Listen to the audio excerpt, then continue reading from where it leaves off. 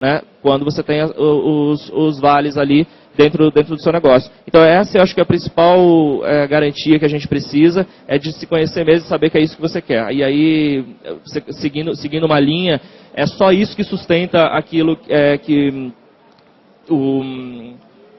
o Ayrton estava comentando sobre o Buscapé, de ficar trabalhando no final de semana e tal, né?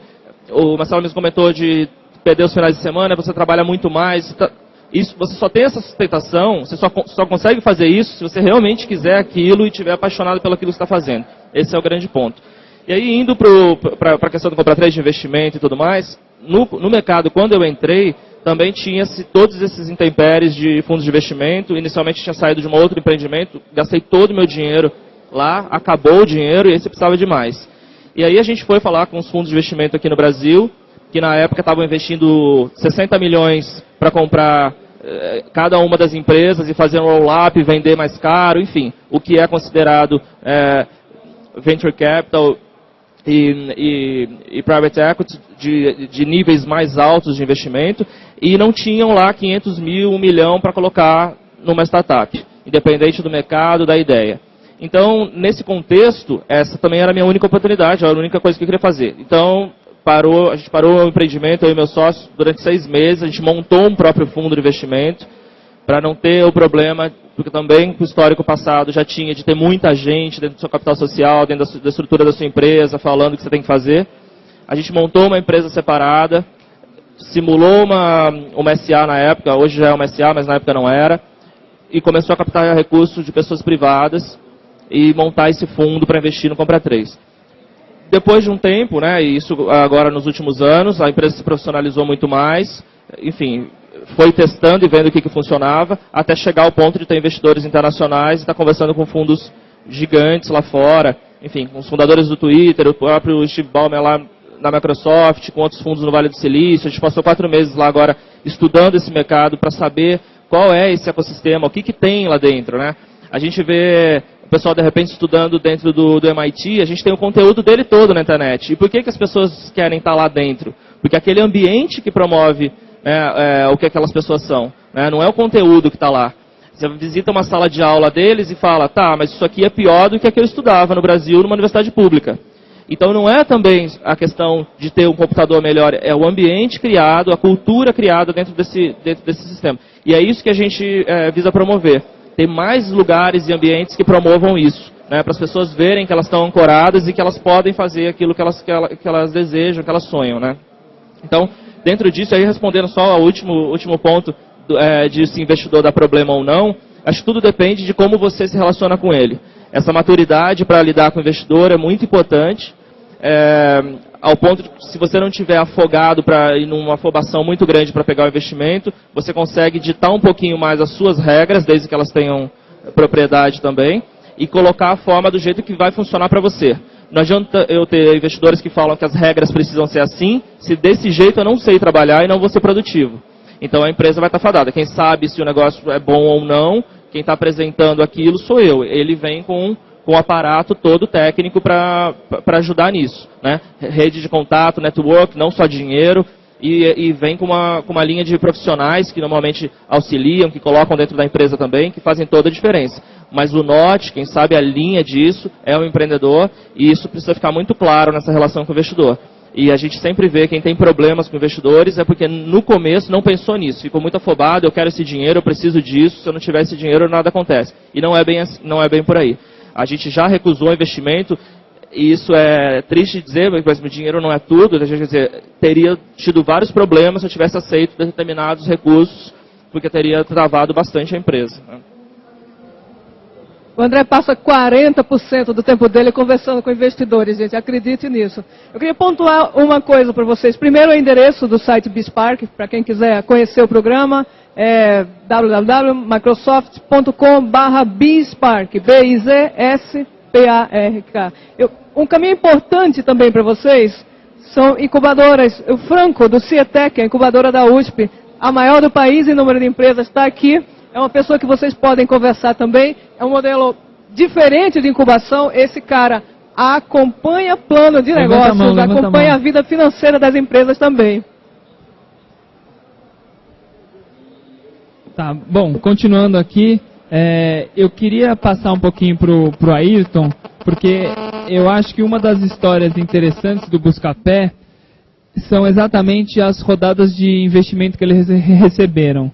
Eles estão, na verdade, no quarto investidor, né, que foram coisas, cada uma de uma forma diferente. Então eu queria que ele falasse um pouquinho, eu vou tentando ajudando o Ayrton, né, nessa parte, mas eu acho legal conversar que tipos de investidor, qual a importância de cada um deles nesse período. Então, o Buscapé, a grosso modo, ele teve 3 grandes rodadas de investimento. Aqui a primeira rodada, na verdade, foram 2, só que no intervalo de menos de 6 meses entre a primeira e a segunda. Então, conceitualmente, eu considero a mesma, né? Mais ou menos em 2000, se eu não me engano, o Buscapé recebeu o seu primeiro aporte. Esse primeiro aporte foi o aporte quase que de investimento anjo. Eles já tinham um protótipo funcionando, eles já estavam faturando alguma coisa, mas o site ainda era muito pequeno. E eles conseguiram um aporte de capital na época de uma incubadora chamada ePlatform, que hoje ainda não existe mais. Deixa eu só te falar uma coisa, na verdade, a ePlatform foi montada para investir no Buscapé. Né? O então investidor, ele era sócio de uma consultoria, ele achou tão legal a ideia que ele falou, pô, vou conseguir o dinheiro para vocês e vou montar um fundo para investir em vocês. Ele montou a ePlatform, né, e foram $100 mil, se não me engano.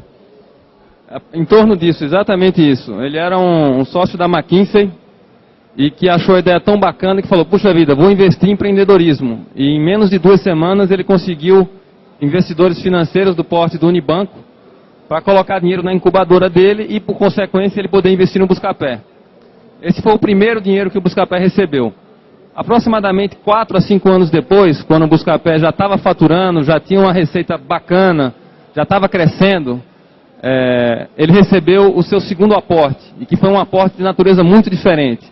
Esse investidor, que era um investidor americano chamado Great Hill, ele colocou dinheiro no Buscapé pensando, daqui a 5x anos, a partir do investimento, em fazer um IPO.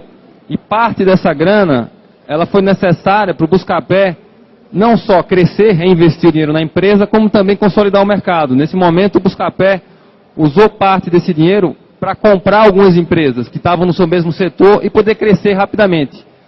Ou seja, é muito comum, né, na trajetória de qualquer empresa de internet ou de tecnologia, a entrada de um investidor para que ele compre e cresça através de aquisições. Isso é muito parte do negócio. E aproximadamente 4 a 5 anos depois, no final de 2009, aí houve um investimento vultuoso no Buscapé, que foi do grupo Naspers, que é um grupo sul-africano de mídia. Pouca gente sabe, mas é o mesmo grupo que detém quase 30% da Abril. Abril, que imagino eu, todo mundo conhece aqui. E esse grupo, eu não lembro agora exatamente o valor, mas é por volta de $370 milhões que ele fez de aporte no Buscapé. Boa parte desse dinheiro foi para dar saída para os outros investidores. Alguma parte ficou na empresa para que ela continue crescendo. Mas é uma história muito interessante. São 3 sequências de aporte e cada investidor tinha um objetivo diferente. Cada um, teoricamente, tem uma especialidade diferente. Você tem um cara que tenta consolidar mercado, você tem um cara que pensa no IPO, você tem um cara que quer que a empresa deslanche, que está disposto a correr um nível de risco muito mais alto, que é o investidor anjo, que é normalmente quem faz o primeiro aporte. E você tem um cara que quer ser teu sócio a vida inteira. Por exemplo, é o caso da Naspers. A Naspers, a intenção dela é que o Buscapé cresça e não pare. Bom, eu vou aproveitar que a gente tem pergunta aqui e vou fazer a pergunta do Fabiano Mazeu aqui, para ver se o Marcelo consegue responder, que é como empreender sem investidores externos, né, ou grandes investidores, grandes aportes. Então, vamos perguntar aqui, e se não tivesse tido investidor, como que você faria? Onde você estaria agora? Conta um pouquinho. Eu vou pegar um gancho um pouco no que o Ayrton falou e vou chegar na resposta no final. Eu acho que tem 2 coisas importantes, gente.